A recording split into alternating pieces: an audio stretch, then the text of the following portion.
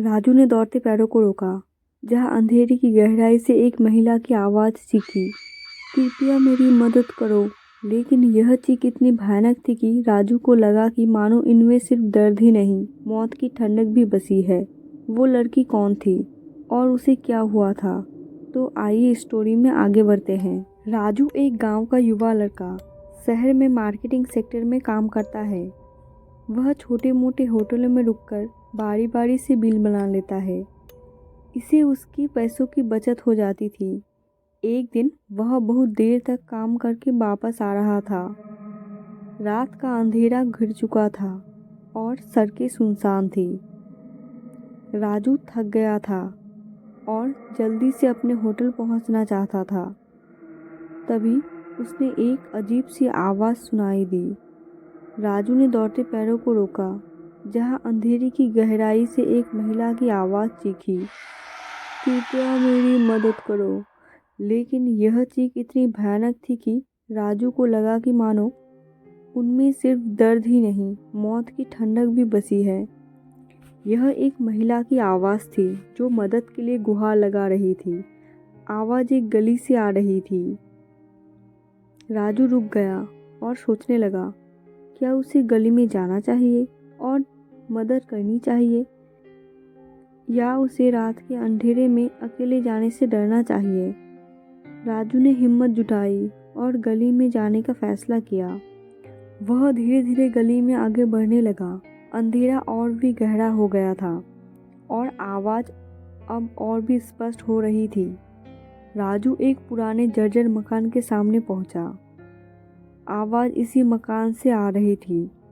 राजू ने डरते डरते दरवाज़ा खटखटाया। दरवाज़ा खुला और एक भयानक दृश्य राजू के सामने आया। एक महिला जिसके चेहरे पर खून के धब्बे थे, जमीन पर पड़ी थी। वह घायल थी और दर्द से कराह रही थी। राजू घबरा गया। उसे नहीं पता था कि क्या करना चाहिए।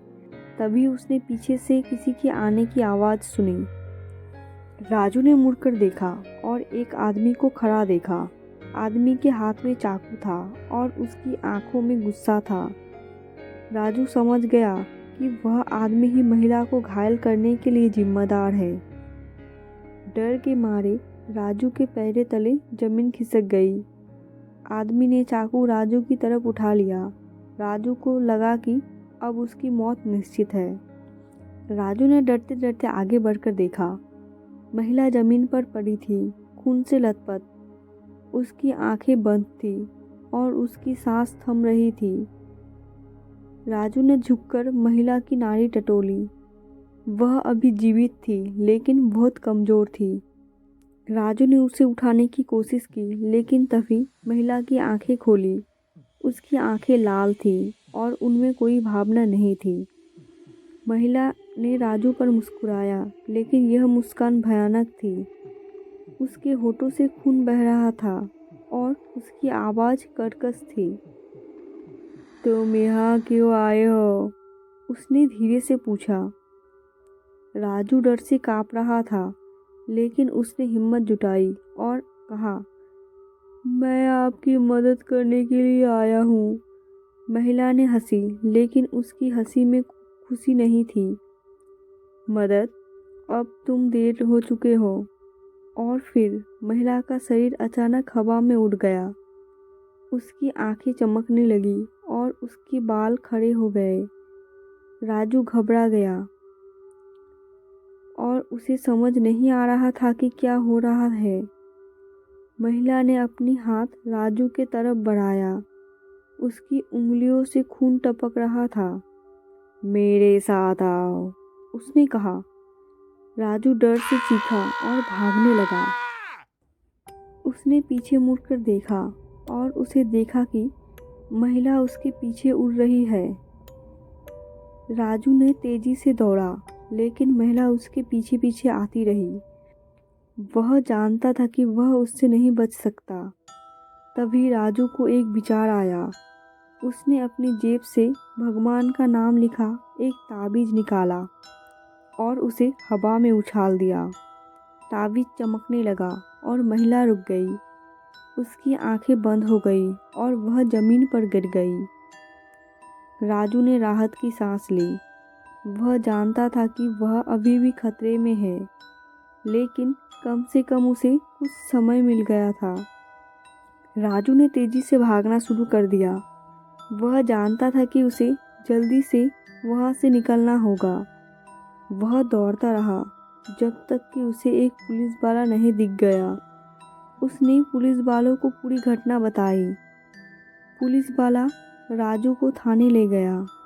उन्होंने महिला के बारे में जांच शुरू कर दी। राजू को नहीं पता था कि महिला कौन थी और वह क्या चाहती थी, लेकिन वह जानता था कि वह उससे बच गया था। यह एक भयानक अनुभव था, लेकिन राजू ने हिम्मत नहीं हारी। वह जानता था कि भले ही दुनिया में बुराई हो, लेकिन अच्छाई भी है और वह अच्छाई हमेशा जीतती है। पुलिस वाले ने राजू को बताया कि जिस जगह वह गया था वह भूतिया जगह है। कई साल पहले कुछ बदमाशों ने वहां एक लड़की की हत्या कर दी थी। तब से वह जगह भूतिया घर बन गई है। राजू की खटिया खड़ी और बिस्तरा गुल हो गई। उसे डर लगने लगा। पुलिस वालों ने कहा, वह आवाज़ हर किसी को नहीं सुनाई देती, लेकिन तुम्हें सुनाई दे दी। तुम बच गए हो, नहीं तो तुम भी मारे जाते।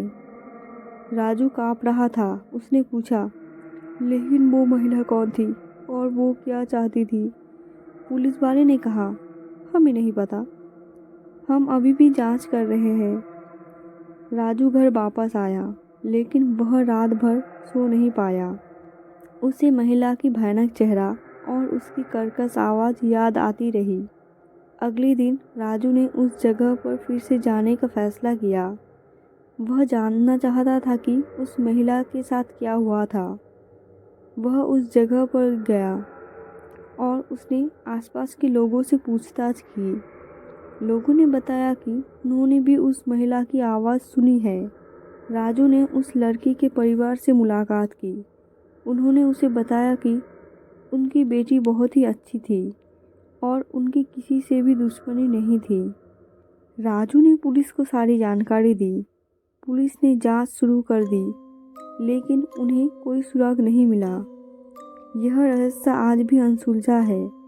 राजू को नहीं पता कि उस महिला के साथ क्या हुआ था, लेकिन वह जानता था कि वह कभी भी उस भयानक रात को नहीं भूल पाएगा।